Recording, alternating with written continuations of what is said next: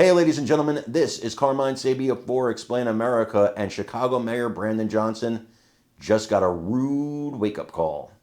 Before we get started, please make sure you like, comment, share, and subscribe. Those little things really help us out, and they help our channel continue to grow.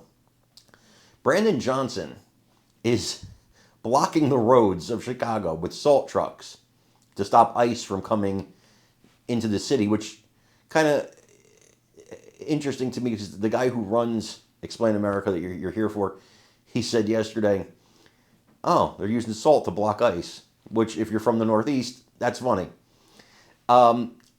It's interesting because he desperately wants to keep those illegal immigrants in his city. He wants to keep those criminals free.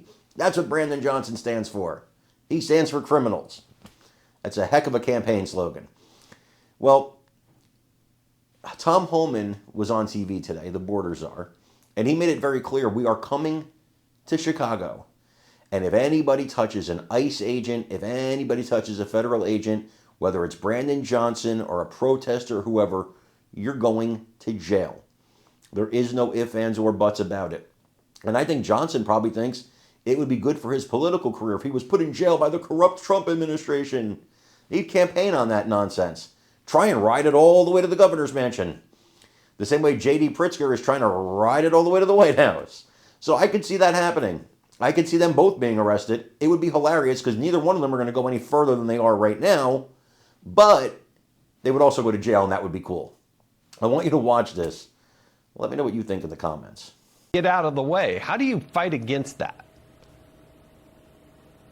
Well, first of all, we got President Trump, who's one strong president. He proves every day why he's the greatest president in my lifetime. He's a strong president. He's keeping his foot on the gas. He's not letting up. And so be the men and women of ICE and men and women of the Border Patrol. Today, Jason, we have the most secure border in the history of this nation right now because of President Trump's leadership and the men and women of the Border Patrol. But we also have the most secure border in history because of the work of ICE. ICE is sending a message to the whole world that there are consequences for entering the country illegally. There are consequences for being here illegally. And there are consequences, especially for being here illegally and committing crimes. So ICE is focusing on public safety threats. And I looked at the numbers this morning. 70% of everybody ICE arresting is a criminal. The other 30% are gang members who don't have criminal histories, national security threats. We're arresting them by the thousands, and those with final orders. They had due process at great taxpayer expense. A federal judge ordered them removed. They become fugitives. We're looking for them, too. So how do we send that message? We send the message by looking at the numbers again this morning. We have a historic number of prosecutions for 111. That is impediment, assault, interference. So if they cross that line, you throw a stone, you're going to jail. You put hands on an ICE officer, you're going to jail. You make a threat, either online or in person, you're going to jail. And President Trump has made it clear to me over a month ago, zero tolerance. You cross that line and move from a protester to a criminal, zero tolerance. You will be prosecuted. And Pam Bondi has got all the U.S. attorneys across the nations on board. They will not decline these prosecutions. So my warning to them, you can protest all you want. Exercise your First Amendment rights. You cross that line, you're going to jail.